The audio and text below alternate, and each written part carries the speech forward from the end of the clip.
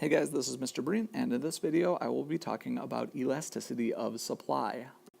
Now, just like with elasticity of demand, elasticity of supply is just how sensitive producers are to changes in the price that they are able to charge.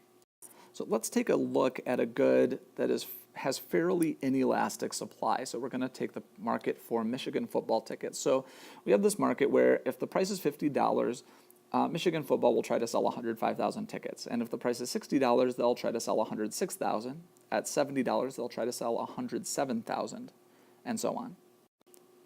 Notice that in this market, if producers are able to produce 20% more at this 20%, if they're able to charge 20% more, okay, the amount that they produce will only go up by, actually, I'm not going to calculate that out, but it is less than 1%. It's very inelastic. It's the same thing here.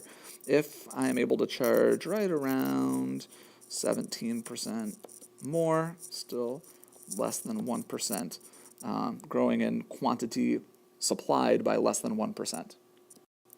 If I were going to graph this out,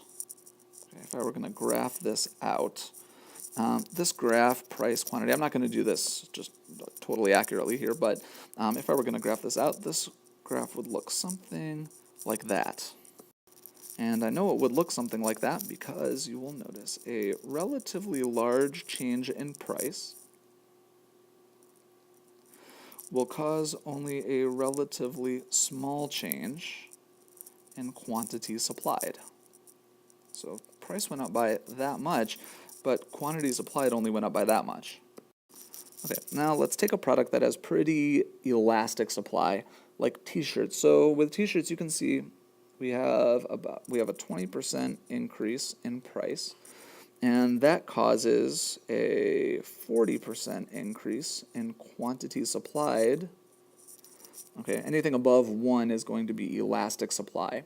Okay, even here, from going from $6 to $7, we have, it looks like about a 17% increase in price, and then from 14 to 1800, let's see, 2/7, that's roughly a 28% increase in quantity supplied, which is still above 1. So there's still a pretty elastic supply. In other words, a relatively small change in price will cause a large change in quantity supplied.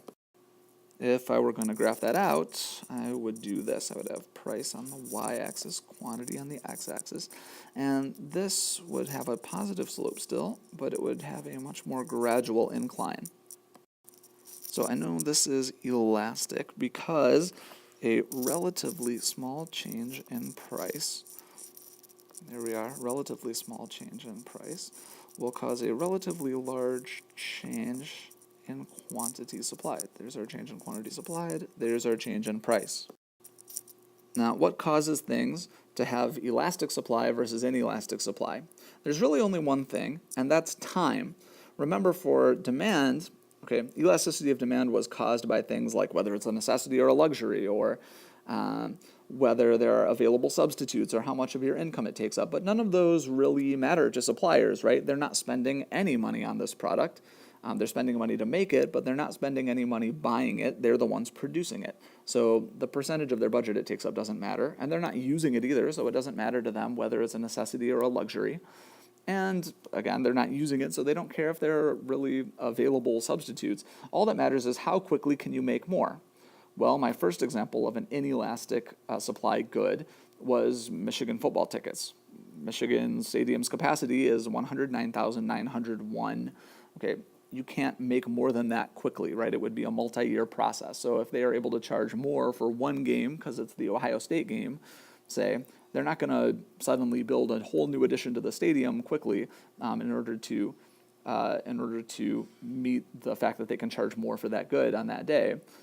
Whereas for t-shirts, our example of something that has a high elasticity of supply, it's easy to make more t-shirts very quickly. Time is the only factor for elasticity of supply.